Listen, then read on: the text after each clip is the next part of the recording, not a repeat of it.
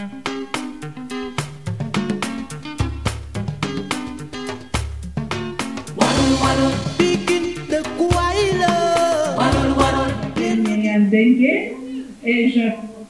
je travaille à l'Alliance internationale pour personnes atteintes d'handicap. Et ce sont des organisations de personnes atteintes d'handicap. Et je suis un conseiller et je suis basée au Kenya et je suis contente d'être la modératrice aujourd'hui. Et nous avons des collègues de Lilongwe et de Dakar, Sophie, et nous avons également Ruth de Malawi. Merci beaucoup. Alors, juste pour vous donner un aperçu à quoi va ressembler notre événement, ce sera en 3 parties. La première partie, c'est montrer les recommandations des rapports et également comment est-ce que le rapport a été fait. Et la deuxième partie, c'est inviter nos panélistes pour pouvoir réagir sur les recommandations et nous informer comment est-ce qu'ils vont utiliser les recommandations. Et la toute dernière partie, c'est vraiment d'avoir vos commentaires, vos questions qui seront adressées à nos panélistes. Et la dernière partie, c'est pour le rapport. Merci beaucoup de vous joindre à nous. Nous sommes vraiment privilégiés de vous avoir avec nous. Et sans plus tarder, j'aimerais souhaiter la bienvenue à notre premier orateur, qui est le directeur international de Humanity and Inclusion, qui va se focaliser sur l'importance du partenariat et de la collaboration. Soyez la bienvenue. Et Annie, c'est un honneur de prendre la parole aujourd'hui à l'occasion du lancement de ce rapport crucial, Puissantes mais ignorées, les femmes africaines handicapées et la lutte pour l'inclusion 30 ans après Pékin. La lutte, c'est bien de cela qu'il s'agit. Nous publions ce rapport dans un contexte global marqué par des reculs inquiétants contre l'égalité de genre et les droits des personnes marginalisées. Les femmes migrantes, les femmes vivant en zone de conflit, celles vivant en zone rurale et particulièrement touchées par les effets du changement climatique, les femmes autochtones et bien sûr, les filles et les femmes handicapées sont encore globalement laissées à l'écart des grands mouvements pour les droits des femmes et des personnes handicapées. Travailler à leur côté, c'est reconnaître leur voix et valoriser leur agentivité. Ce rapport, fruit d'un solide travail interagence, en est la preuve concrète. Il illustre aussi bien la collaboration, à quel point elle est essentielle pour amplifier l'impact de nos actions en faveur des droits humains pour toutes et tous. Chez Humanité et Inclusion, nous nous engageons fermement en faveur des droits des femmes handicapées depuis des décennies. Je suis particulièrement fière de célébrer cette année le 10e anniversaire de notre projet phare, Making Network, Genre et Handicap. Ce projet féministe et antivalidiste incarne notre vision d'une société inclusive et juste, en appuyant les femmes handicapées et leurs organisations représentatives dans la lutte contre les violences et les discriminations. Le projet Making Network ne se contente pas de sensibiliser. Il co-construit, il transforme, il s'engage sur le temps long aux côtés des filles et femmes handicapées actrices de changement. Ce sont leurs réalités, leur expertise et leur vécu qui peuvent éclairer et enrichir le mouvement pour les droits humains et l'égalité de genre. À l'aube du 30e anniversaire de la déclaration et du programme d'action de Pékin, notre responsabilité collective est claire. Nous devons redoubler d'efforts et œuvrer avec encore plus de détermination pour que les voix et les droits de ces femmes soient pleinement reconnus et protégés. Ensemble, assurons-nous qu'aucune femme ne soit laissée pour compte.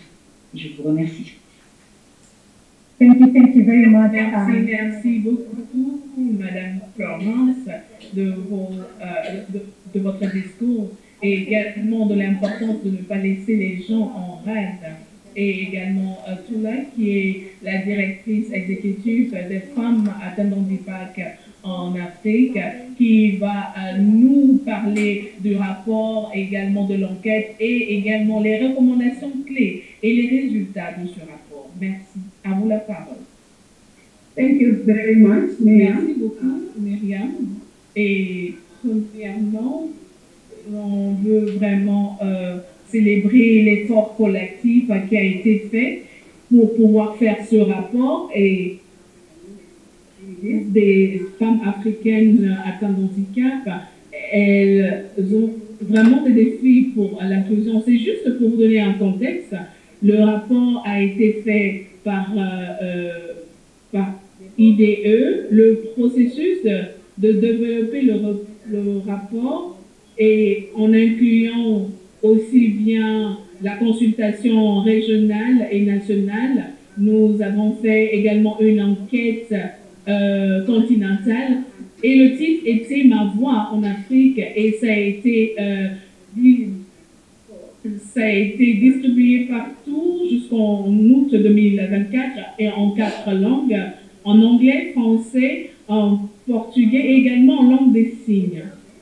Et l'enquête a été remplie par plus de 244, et en incluant 224 avec atteinte d'handicap, et également une personne transgenre atteinte d'handicap, et tel que ça a été dit.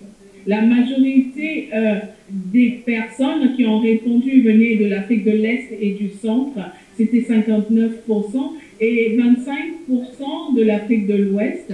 Et nous avons également 60% de l'Afrique du Sud. Et au total, nous avons eu 23 pays que nous avons représentés dans cette enquête. Et la majorité des personnes atteintes d'handicap qui ont répondu étaient au moins de 50% de personnes atteintes d'handicap physique, et également 19% avec des troubles de vision, et également avec un handicap psychosocial.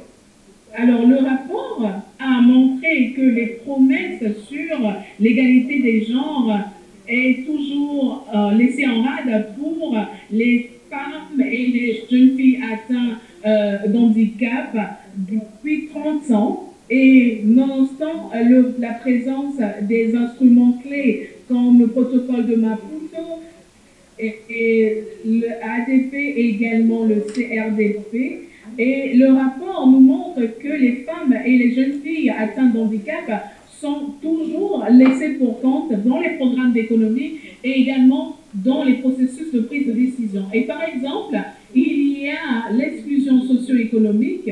Les femmes atteintes d'handicap font face à un taux de pauvreté beaucoup plus élevé que ceux des hommes, et également elles font face aux violences basées sur le genre comparées aux femmes non atteintes d'handicap. Et les processus de prise de décision, leurs voix sont exclues dans certains espaces qui adressent ou répondent aux droits humains, mais également l'égalité de genre. Elles sont sous-représentées à cause de la discrimination sociétale, et elles n'ont pas accès aux ressources environnementales. Elles font également face aux difficultés dans la stabilité, et ce qui priorise plus le leadership des hommes. Et dans certaines sphères, les femmes atteintes de handicap sont exclues à cause des fois, elles ne sont pas prises en compte et ni même données l'opportunité. Elles sont exclues dans la protection sociale et même pour les opportunités de leadership. Avec la plupart des politiques qui n'ont pas des données désagrégées pour pouvoir vraiment répondre à leurs besoins spécifiques. Et pour le rapport a vu vraiment une défaillance politique pour vraiment mettre en exergue les femmes pour nous, de manière active, engager les femmes atteintes d'handicap au niveau de leur organisation, aussi bien au niveau des organisations régionales et panafricaines. spécifiquement dans les droits humains et la gouvernance au niveau régional et au niveau global. Et nous demandons également à l'Union africaine d'intensifier la campagne et le protocole sur les personnes atteintes d'handicap et de pouvoir la mettre en œuvre. Ce que nous demandons au gouvernement, c'est qu'ils doivent ratifier et également domestiquer le protocole sur la charte africaine sur les droits humains pour les personnes atteintes d'handicap, mais également ils doivent prendre en compte d'inclure les organisations de femmes sur tout ce qui a trait aux droits de la femme et également la participation politique des femmes et des jeunes filles atteintes d'handicap au niveau national et au niveau des espaces de prise de décision nationale et locale. Et également pour les organisations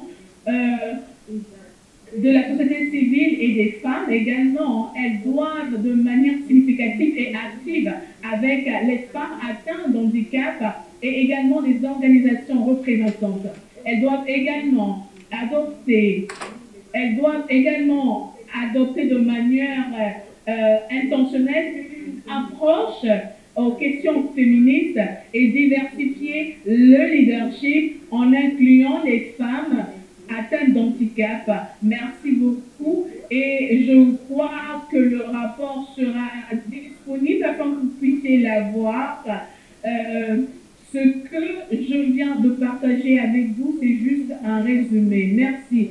Merci beaucoup, Ruth, de nous avoir permis de voir ces résultats et les recommandations du rapport. Alors, pour que le plaidoyer puisse être significatif, c'est pour cela que ce rapport est important. Et ceci sera vraiment de voir comment dans les différentes sphères qu'on peut utiliser les recommandations de ce rapport. Et sur ce segment, nous aurons différentes personnes pour les organisations de personnes atteintes d'handicap et des différentes agences des Nations Unies. Et j'aimerais que nous puissions aller à la au deuxième segment qui est plus sur les réflexions et également les résultats et les recommandations. Alors, notre première orateur, c'est Shitai. Shitai, elle va se focaliser sur les problèmes, sur comment est-ce que nous allons utiliser ce rapport pour pouvoir croître le plaidoyer au niveau régional et également l'importance pour assurer l'inclusion et l'égalité de genre pour les femmes atteintes d'handicap. À vous la parole, Shitai. Thank you, Myriam. Merci, Myriam. Et merci également pour l'introduction, la présentation. Je m'appelle Shitai Sauer. Je travaille pour le Forum africain de personnes atteintes de handicap et je travaille pour... je suis également la gestionnaire du bureau à Addis Abeba en Éthiopie. Et premièrement, j'aimerais remercier les personnes qui ont travaillé pour mettre en place ce rapport qui est un benchmark pour nous, pour une extension très importante pour le plaidoyer pour les femmes et les jeunes filles atteintes d'handicap afin qu'elles soient incluses aussi bien au niveau régional qu'au niveau international dans le mouvement des droits. Alors que nous célébrons les 30 ans du plan d'action de Beijing, force est de constater que les violences persistent malgré les efforts. Les femmes handicapées sont touchées de manière disproportionnée par les violences basées sur le genre. Les chiffres sont alarmants. 83% des femmes handicapées subiront des violences sexuelles au cours de leur vie. Il ne s'agit pas simplement des violences domestiques ou sexuelles, mais souvent les formes de violences spécifiques à leurs conditions. comme la stérilisation forcée, la privatisation d'appareils de mobilité ou sensoriels et même la privation de soins médicaux. Le réseau WILDAF agit pour promouvoir les droits des femmes en Afrique, y compris les femmes en situation de handicap, depuis 1990. Nous sommes présentes dans 11 pays de l'Afrique de l'Ouest. Nous constatons chaque jour que ces violences sont peu prises en compte. Nos projets influent des actions de sensibilisation, de formation et de plaidoyer. Mais les défis sont encore immenses. La justice reste inaccessible pour beaucoup de femmes handicapées survivantes de violences basées sur le genre. La sensibilisation fait défaut au niveau des acteurs de la justice et le manque d'aménagement procéduraux. En Afrique, les politiques publiques sur les violences basées sur le genre ignorent presque entièrement les femmes handicapées, comme le mentionne le rapport Puissante mais ignorée, qui nous vient d'être livré. Au sein de WILDAF, nous luttons pour que ces femmes soient plus invisibles. Nous avons fait de l'inclusion un pilier central de nos projets, comme en témoigne ma position de leader au sein de l'organisation. Je rappelle que je suis la vice-présidente de WILDAF Sénégal. Les femmes handicapées participent à toutes nos actions et nous battons pour que leur réalité soit prise en compte depuis la conception des projets. Cela nous amène à quelques questions essentielles. Où en est la société civile féminine face à cette exclusion? Bien sûr, de nombreuses organisations se battent contre les violences basées sur le genre. Il est nécessaire de rapporter que les femmes handicapées doivent être au cœur de cette lutte. Pourtant, de nombreux espaces féministes restent souvent marginalisés. Les organisations ne font pas toujours l'effort pour être pleinement inclusives. Ainsi, je souhaite faire écho aux recommandations de ce rapport. J'en appelle à toutes les organisations féministes. Il est temps de faire de la place aux femmes handicapées. Il est temps de reconnaître la diversité des expériences féministes. L'exclusion des femmes handicapées est une omission grave qui affaiblit nos luttes collectives. Sans une approche intersectionnelle, nous ne pouvons jamais véritablement mettre fin aux violences basées sur le genre. Et Bénédicte va voir le mouvement féministe et comment est-ce que ça peut être beaucoup plus inclusif pour les femmes et les jeunes filles atteintes d'handicap.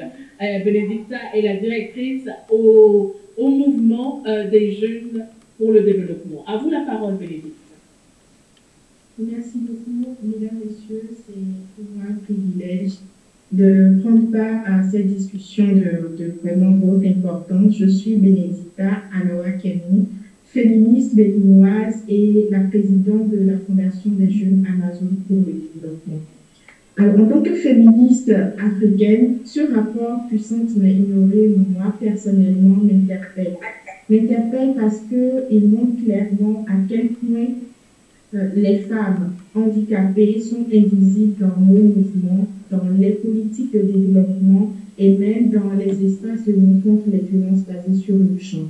Et donc, en tant qu'organisation féministe, nous avons ce devoir-là de solidarité et de coalition avec les organisations de femmes handicapées. Je pense qu'il ne suffit plus aujourd'hui de les inclure en tant que bénéficiaires de nos actions, mais elles doivent être au cœur de la conception de ces solutions-là. Donc cela rejoint des recommandations du rapport qui appellent à diversifier les leaderships dans les mouvements féministes pour inclure ces femmes-là et pour créer des espaces de plaidoyer communs avec nos sœurs. Alors, à la Fondation des Jeunes Amazons pour le développement, nous avons fait de ce principe une réalité et depuis 2022, notre directrice exécutive, qui autrefois faisait partie des bénévoles de notre organisation, est une femme handicapée visuelle. Et le fait de l'intégrer, cette intégration-là a permis effectivement d'enrichir notre perspective sur les droits des femmes, de voir autrement l'intersectionnalité. Et ça nous a permis aujourd'hui de pouvoir être plus au cœur des actions des associations de femmes handicapées, de créer des coalitions pour mieux répondre aux besoins spécifiques avec nos sœurs. Et cette expérience renforce ma vision de l'engagement féministe qui aujourd'hui intègre l'inclusion numérique, l'intersectionnalité et d'autres rapports avec la justice de genre. Et ce rapport soulève justement deux de ces enjeux-là que sont l'inclusion et l'accessibilité, en recommandant de faire d'une priorité dès les premières étapes de la conception de nos projets et de nos initiatives. Et j'entrevois sous deux angles l'inclusion en question, y compris l'inclusion de langue. On dit souvent que la question de l'inclusion numérique des femmes est une question aussi d'accès aux outils numériques. Et c'est une réalité, c'est une expérience que nous vivons.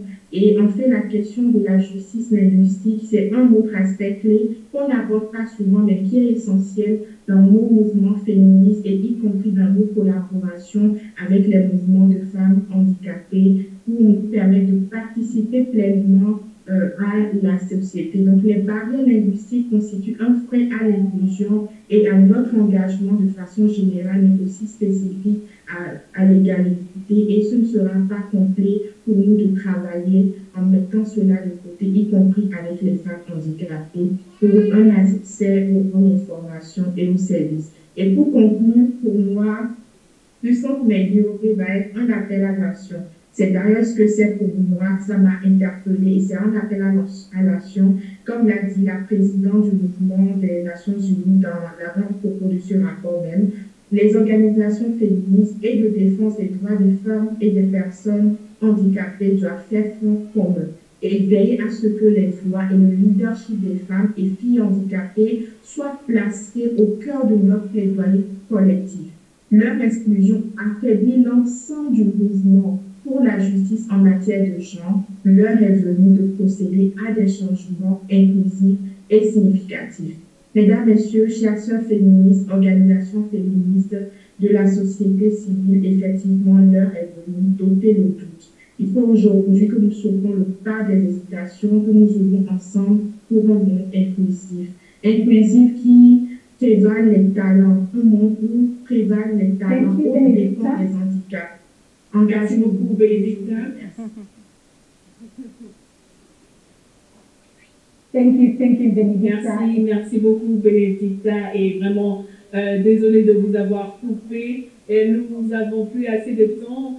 Et nous aimerions écouter nos deux derniers orateurs. Les deux derniers, ce sont des personnes atteintes d'handicap et ce sont des représentantes d'organisations de personnes atteintes d'handicap. Et nous avons deux sujets, c'est l'inclusion de femmes atteintes d'handicap sur l'égalité des genres. Alors, nos deux prochaines oratrices sont les agences des Nations Unies. Elles vont voir comment est-ce que les Nations Unies vont inclure les organisations avec de femmes atteintes d'handicap pour les inclure dans le processus de Benjin Plus. J'aimerais inviter Tesho Matachan. Elle est la responsable de l'autonomisation des femmes et l'égalité des genres à l'Agence des Nations Unies pour l'économie. Alors, comment est-ce que ce sujet a attrait à votre travail. Merci beaucoup, Myriam. Juste une petite correction. Je m'appelle Yeso Mada Shani Karese. Alors, j'aimerais commencer par vraiment féliciter les auteurs pour cette publication. Vraiment, à la veille de la revue de Beijing plus 30, et c'est une bonne ressource, une référence, et les évidences de toutes les personnes ont déjà parlé d'eux dans ces espaces où il y a l'exclusion et le fait que les voix de l'humanité dans certaines sphères sont éteintes.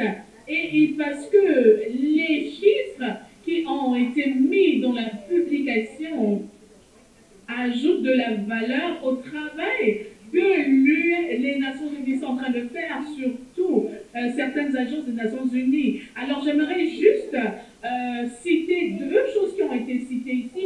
C'est que 80% de personnes atteintes d'handicap ont l'âge de 18 à 64 ans. Et 80 personnes atteintes d'handicap vivent dans les pays en voie de développement. Et spécifiquement pour nous, ici, en Afrique. Et également,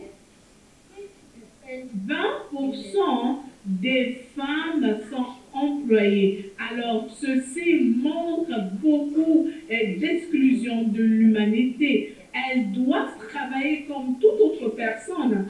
Alors, en regardant la manière dont nous sommes préparés en tant que Nations Unies, vraiment pour rassurer tout le monde que le système des Nations Unies est engagé à la diversité et l'inclusion. Et nous le faisons par le mandat qui guide notre travail. C'est la Charte des Nations Unies qui réaffirme la diversité, l'inclusion et les droits humains. Alors nous ne le faisons pas comme une faveur ou par pitié, mais c'est parce que c'est notre travail et nous devons le faire. Et ce n'est pas juste la bonne chose à faire, mais également c'est la meilleure chose à faire.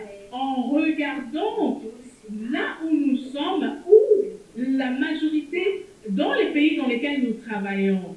Alors, les Nations Unies en tant qu'employeurs, c'est une obligation de mettre des sauvegardes, les valeurs et les comportements qui sont en lien avec les principes de la Charte des Nations Unies, qui est vraiment la base de notre travail. C'est vraiment avoir un changement d'attitude qui ne tolère pas de stéréotypes sur les personnes atteintes d'handicap. Et si nous regardons les valeurs qui guident notre travail, ces nouvelles valeurs qui sont mises en place, l'inclusion, c'est d'abord la première chose. Pas juste l'inclusion au niveau du genre, mais également pour les personnes atteintes d'handicap, l'humilité également. Et nous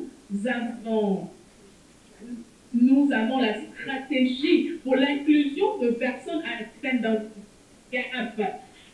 J'aimerais juste vous dire que chez nous, c'est obligatoire. Nous devons mettre le genre dans notre travail et également intégrer le changement climatique et également l'handicap dans notre travail. Et en le faisant, nous devons faire des formations obligatoires sur comment le faire.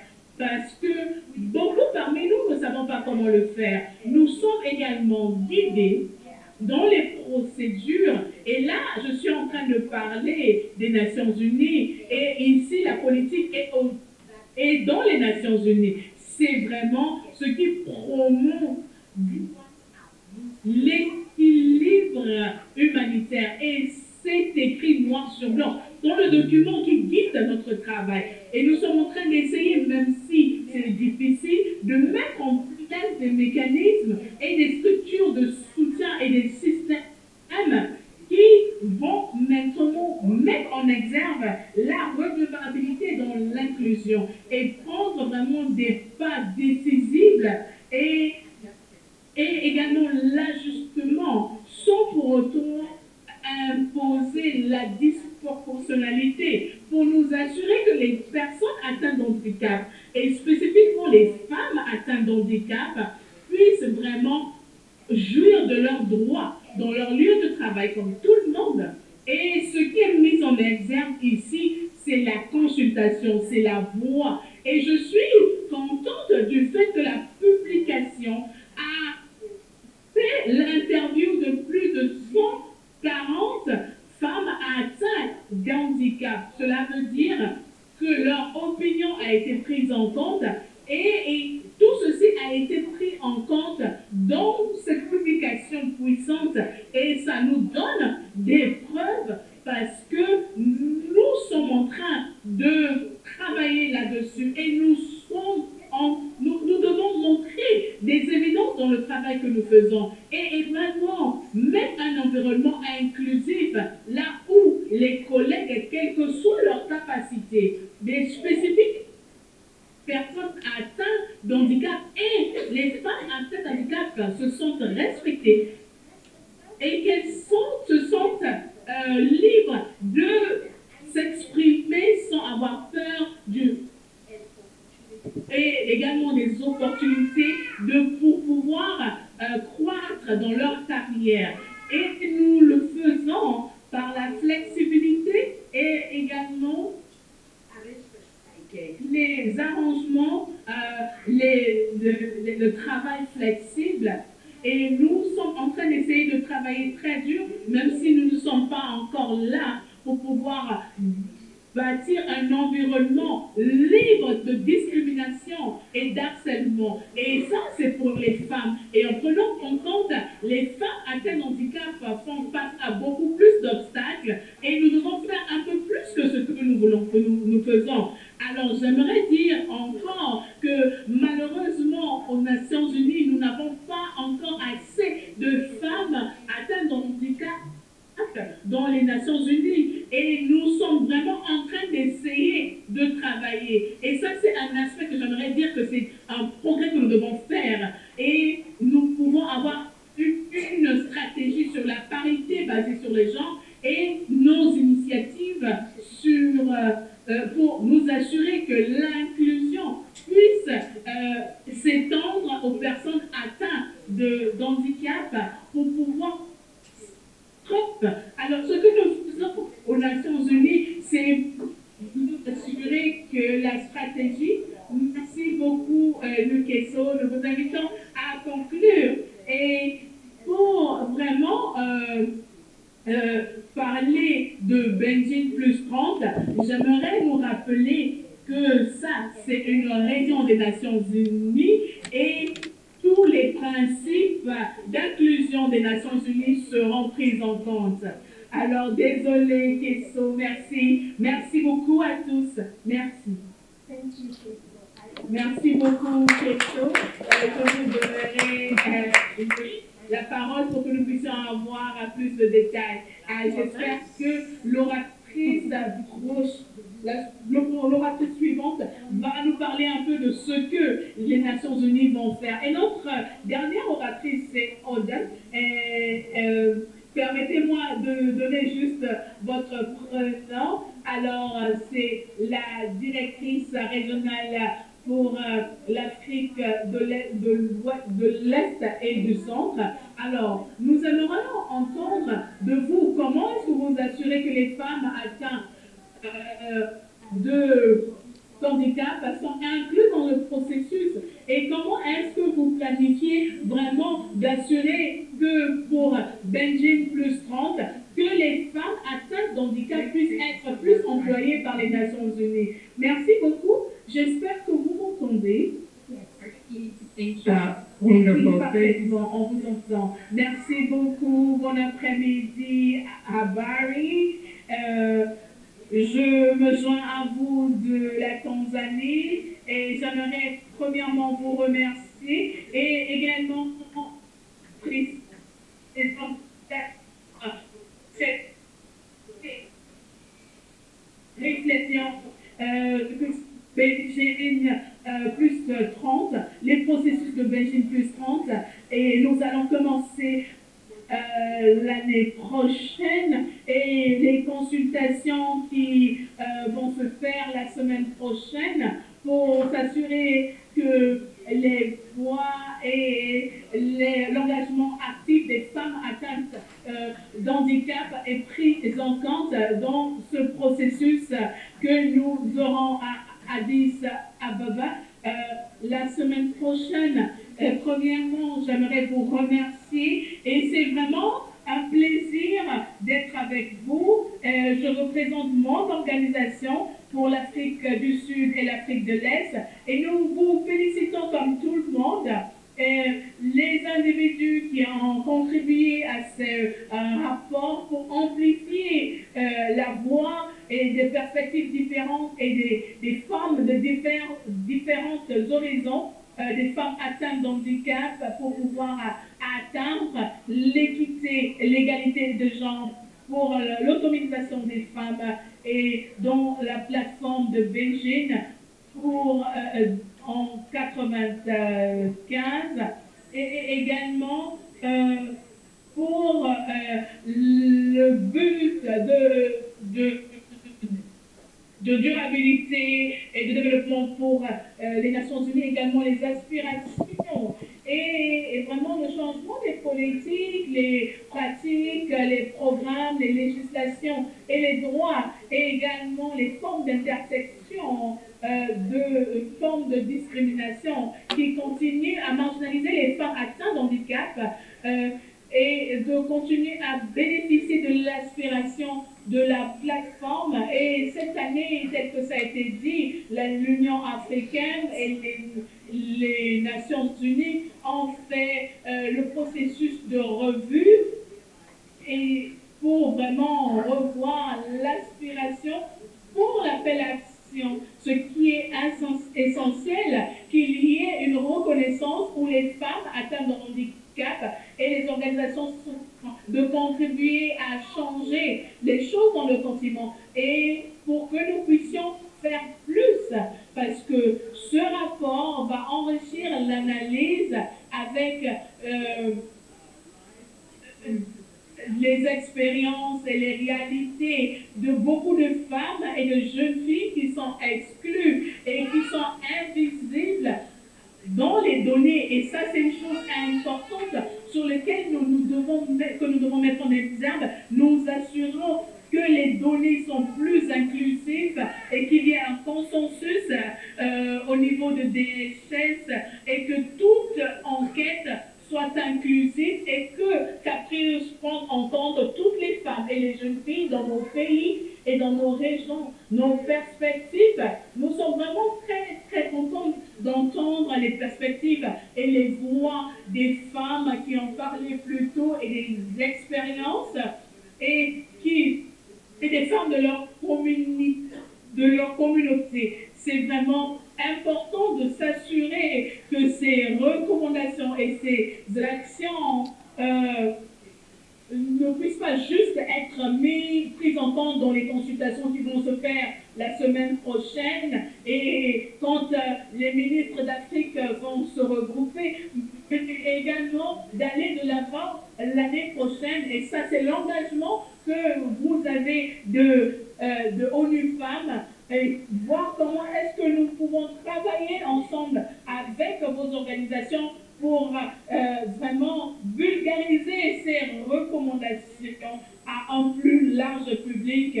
Aujourd'hui, nous voyons qu'après les déclarations de Banzi, il y a de cela 30 ans, les femmes atteintes d'handicap sont exclues, tel qu'il a été dit. Il y a les processus de politique et qui ont un impact sur leur vie. Et cela les rend invisibles au niveau national.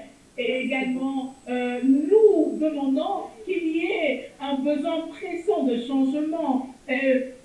Sinon, ces femmes ne pourront pas atteindre les buts de pérennité ou même l'aspiration de la plateforme de Beijing, là où les femmes atteintes d'handicap et les filles atteintes de handicap sont laissées pour compte. Et le rapport que nous lançons aujourd'hui, c'est pour que nous puissions faire le plaidoyer pour que les femmes puissent diriger la budgétisation, les planifications des perspectives soient vraiment inclusives. Et ça nous rappelle que les femmes atteintes de handicap ne doivent pas juste être représentées, mais qu'elles doivent diriger sur les programmes qui ont un impact direct sur leur vie.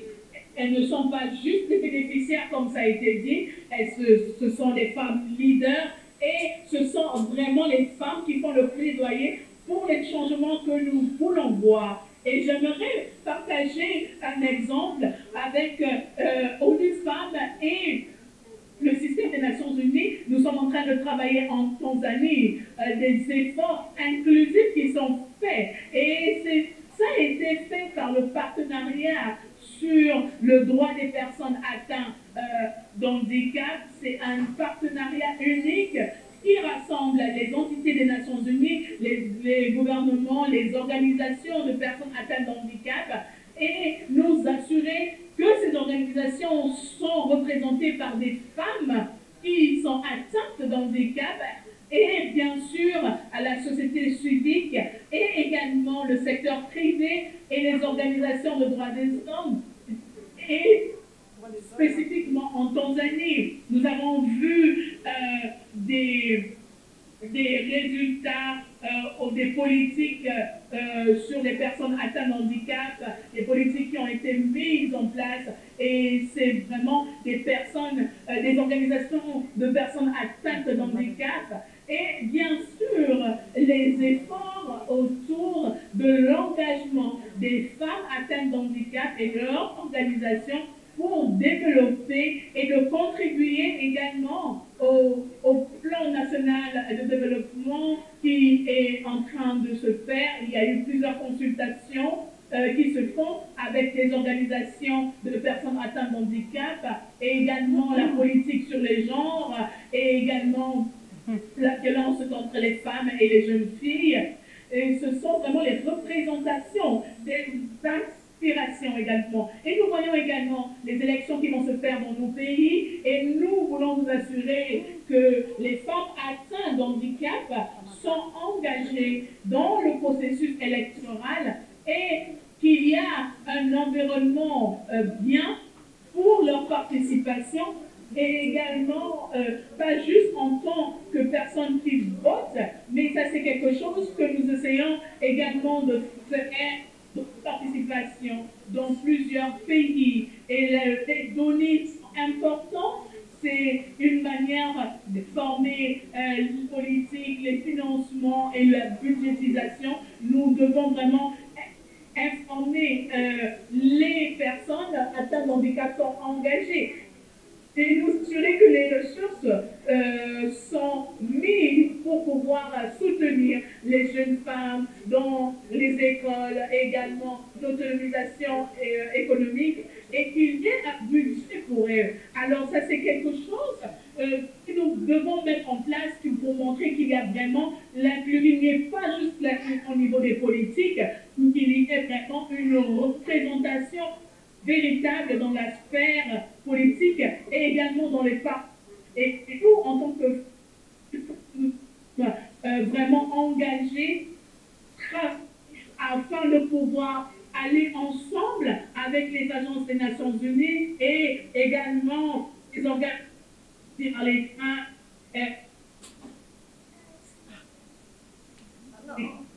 pour nous assurer qu'il y ait une Afrique équitable. C'est quelque chose que nous voulons faire et que les processus que nous sommes en train de soutenir au niveau régional et au niveau continental, j'aimerais juste dire que les nations, que l'Union africaine est en train de développer une charte pour éliminer les violences basées sur les genres et vraiment nous assurer que cette convention au niveau continental soit prise en compte pour prendre en compte vraiment les problèmes des femmes et des jeunes filles atteintes de handicap. Et nous croyons vraiment que l'Union africaine est en train de travailler dans ce sens. Alors, nous devons nous mettre ensemble et travailler ensemble ensemble et nous devons nous assurer que nous ne parlons pas au nom de personnes atteintes de handicap, mais qu'ils puissent parler à leur propre nom et vraiment nous assurer que nous puissions également utiliser notre influence pour pouvoir ouvrir plusieurs portes parce qu'ils ont également le droit de demander à la société civile, au gouvernement et aux agences des Nations Unies pour que nous puissions avoir une Afrique inclusive pour tous. Vraiment, j'aimerais vous dire merci de nous avoir invités et je vous souhaite bonne chance. Merci, merci beaucoup. Alors, je vais ajouter quelques minutes à votre des femmes atteintes de handicap. Au niveau, dans les processus au niveau international. Alors, vous avez pu parler de cela et si vous avez encore d'autres, après cette, quand nous allons arriver à la session des questions-réponses, que vous puissiez répondre. Alors, j'aimerais vraiment remercier nos orateurs. Nous sommes vraiment désolés, mais il y a quelqu'un qui est en train de parler. Alors, nous sommes maintenant à la dernière session. Ce sont les sessions de commentaires et également le lancement officiel. Alors, je vois la première question, c'est aux organisateurs de ce webinaire. Il y a une question, est-ce qu'il y a un plan de communication pour vraiment partager les résultats clés parce que c'est très important qu'on puisse les divulguer au public. Alors, je vais vous donner la parole pour voir comment est-ce que les États membres sont vraiment actifs, les organisations des femmes atteintes de handicap au niveau national et au niveau régional et au niveau international.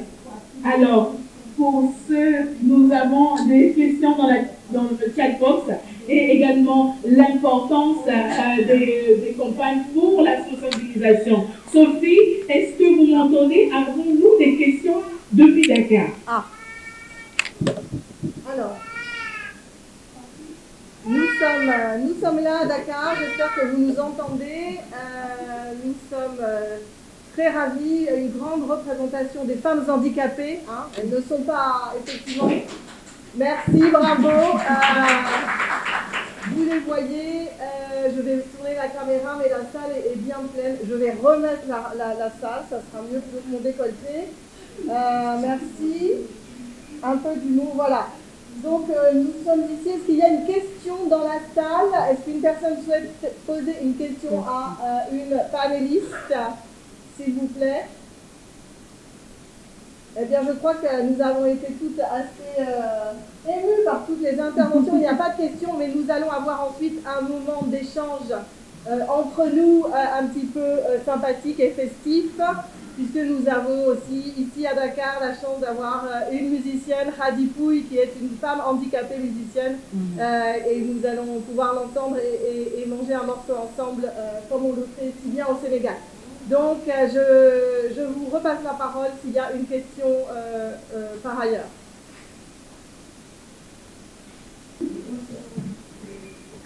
Nous avons également un groupe ici. Il y a une personne qui a une question ici. S'il vous plaît, présentez-vous. Vous allez poser la question. Merci beaucoup. Alors, je m'appelle Yoga Madeso, de l'association de personnes handicapées au Malawi.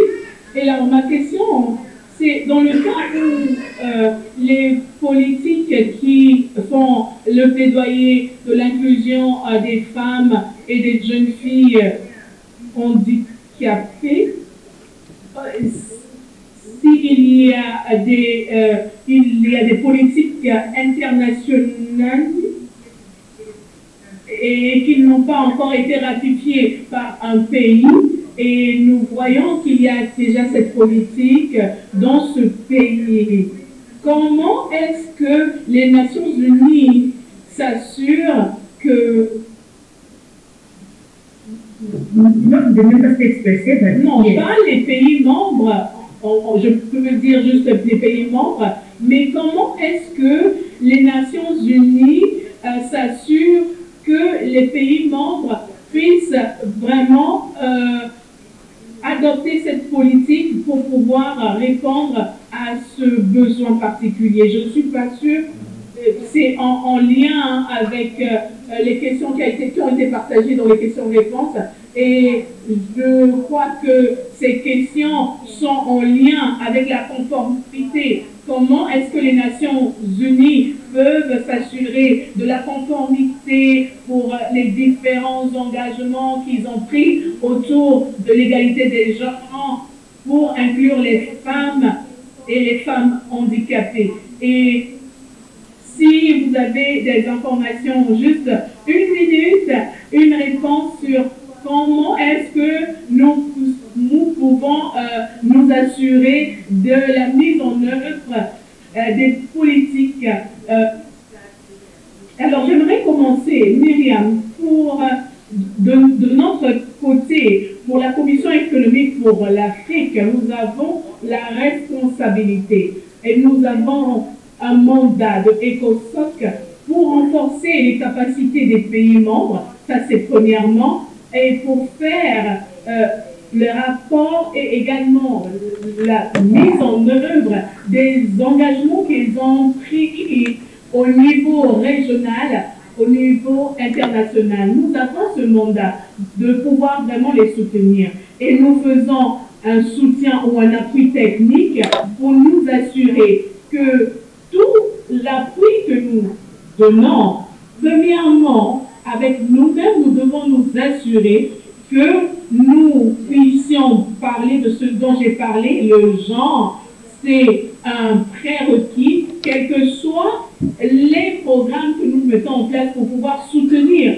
les pays membres. Et l'autre, également avec lequel nous sommes en train d'avoir des difficultés, mais c'est également autour de l'handicap, c'est vraiment de voir le suivi et l'évaluation, les efforts des pays membres et du cadre de travail sur lequel ils ont signé, s'il y a un progrès et comment est-ce que ce progrès peut être mis en exergue.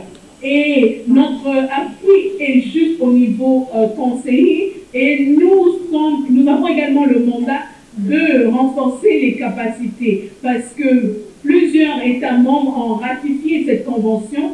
Ils vont également prendre ces mécanismes pour pouvoir être en conformité. Et nous avons développé des outils, des indices et des index et également les guides sur comment les pays membres peuvent le faire. Alors pour nous, nous utilisons notre espace pour pouvoir avoir les données d'appui et également au niveau d'Addis Abeba ou à New York à un autre niveau. Et pour les rapports, ils doivent donner les preuves.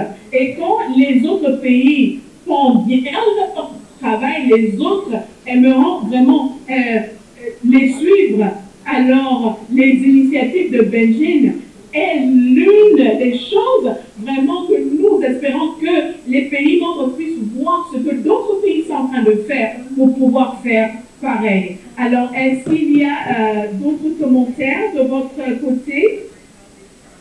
Alors, je pense que ma collègue a déjà répondu et juste peut-être pour ajouter spécifiquement la question autour de comment est-ce que nous incluons des personnes handicapées dans les consultations qui sont en train d'être prises en compte. Et il y a une consultation avec la société civile et également les jeunes. Et je pense que nous avons eu au moins 6 000 soumissionnaires. Il y a eu une revue qui a été faite et nous voulons vraiment nous assurer qu'il y ait des représentants des femmes et des jeunes filles handicapées et nous assurer que les conditions sont conduites bien. Et également, dans la plupart de ces cas, nous avons soutenu et financé les individus à pouvoir accompagner toute personne qui a besoin d'assistance. Et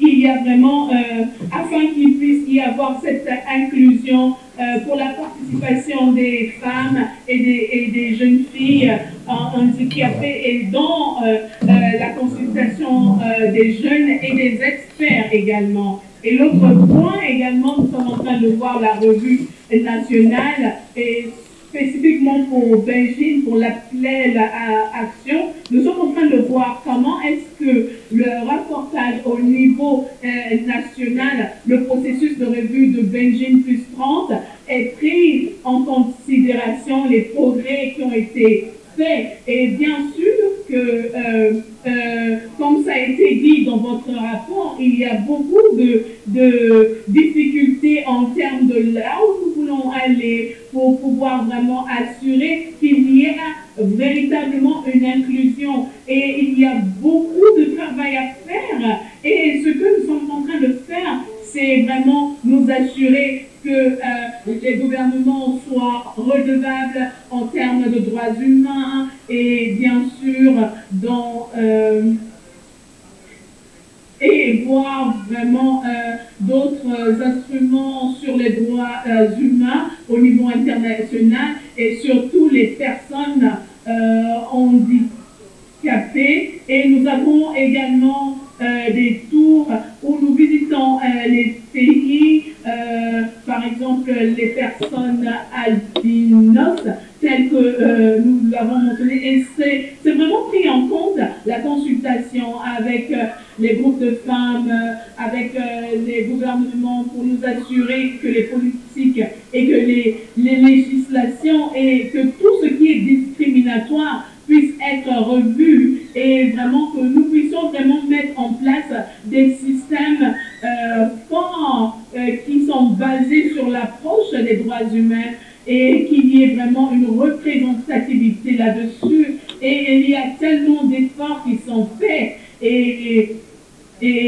comme ma collègue l'a dit, c'est vraiment pour les gouvernements de le faire, mais nous sommes là pour appuyer et également la commission sur le statut des femmes qui est également revue chaque année. Il y a des processus, il y a des questions d'handicap, l'inclusion, c'est un aspect très important dans ce processus de revue. Et il y a également un sommet qui va se faire l'année prochaine pour les personnes handicapées. Et nous voulons nous assurer que les organisations de femmes puissent être représentées. Alors il y a vraiment un processus pour l'appel à l'action. Et l'année prochaine étant l'année la plus importante pour nous, pour le plaidoyer sur les gens qui est notre 30e anniversaire, que vraiment les consultations, les revues, l'engagement et le plaidoyer puissent être vraiment mis en exergue, que toutes les femmes dans notre travail, dans nos programmes, notre engagement avec le gouvernement. J'aimerais m'arrêter là. Merci beaucoup. Merci. Il y a tellement de choses à faire, mais à cause des contraintes de temps, j'aimerais vraiment que nous puissions faire le lancement officiel du rapport. Je vais donner la parole à ma collègue. Merci beaucoup, chère Myriam. Merci beaucoup à tous les intervenants et à toutes les participantes et participants qui nous ont suivis.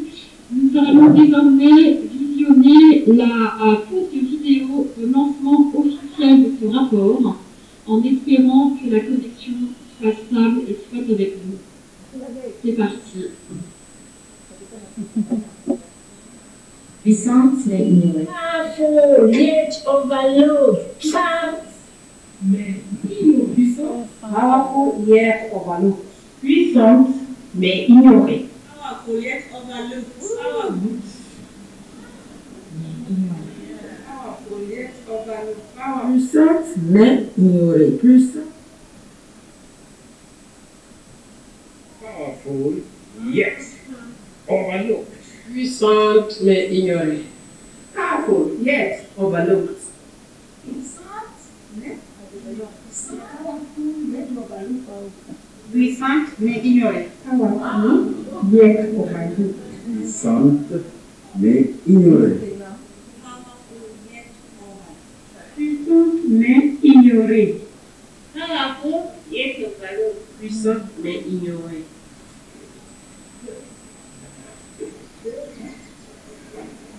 Puissance mais ignorée. Puissante mais ignorée.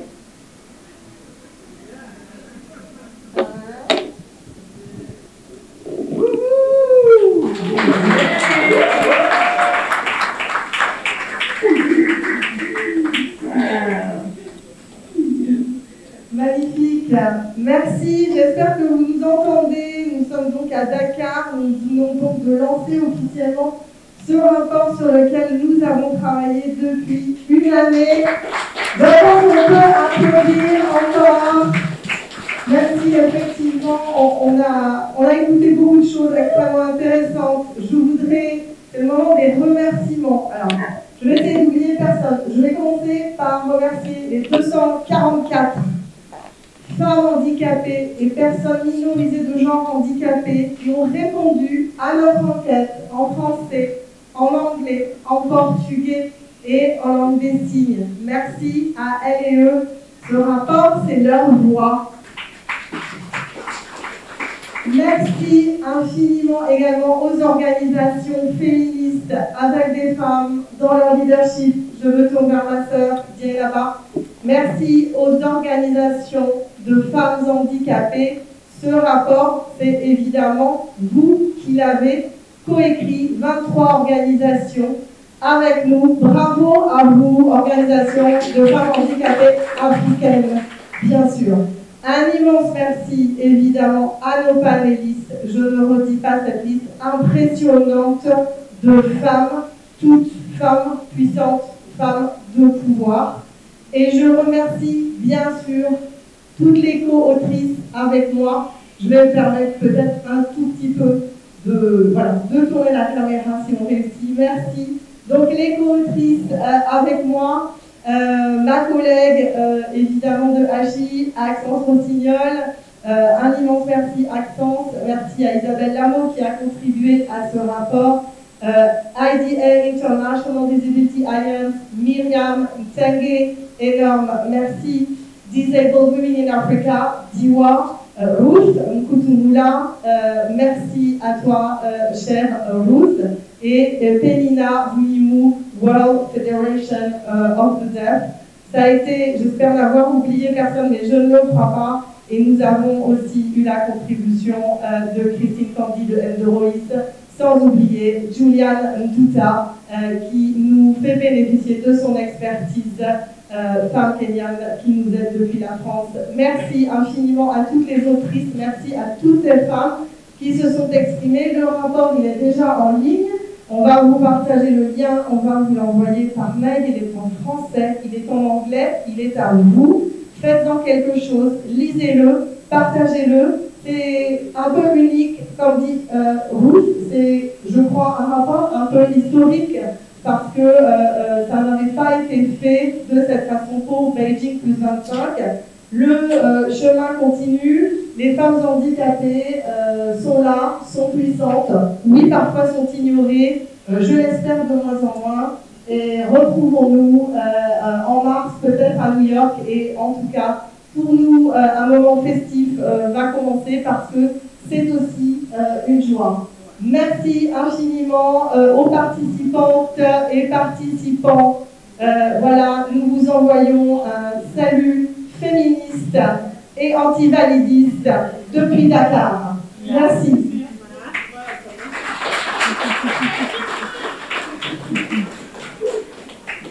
Thank you.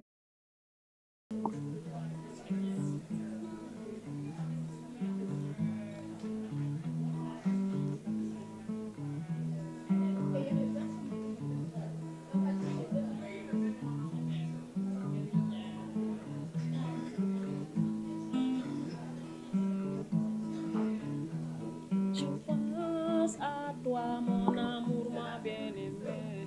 Ne m'abandonne pas, mon amour, ma chérie.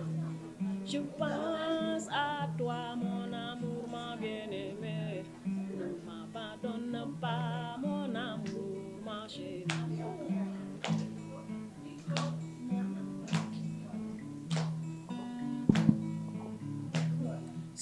suis dans mon lit, je ne rêve qu'à toi.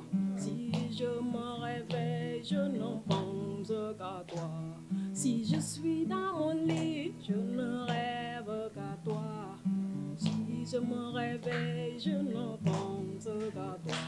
Je pense à toi, mon amour, ma bien-aimée. Ne m'abandonne pas, mon amour, mon chéri.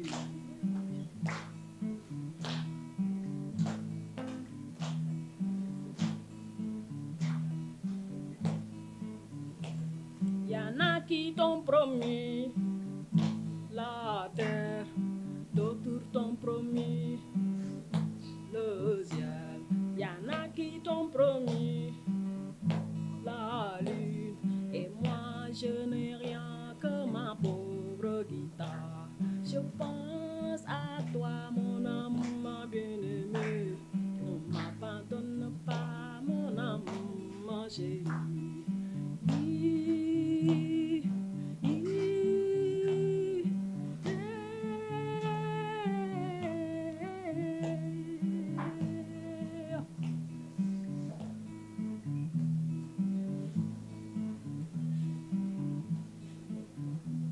Si je ne te vois pas, je ne peux rien faire, je ne peux rien dire, je ne peux rien voir. Man suma la gisul, du ma mën a wax, du ma mën a jëf, hey du ma mën a xoole.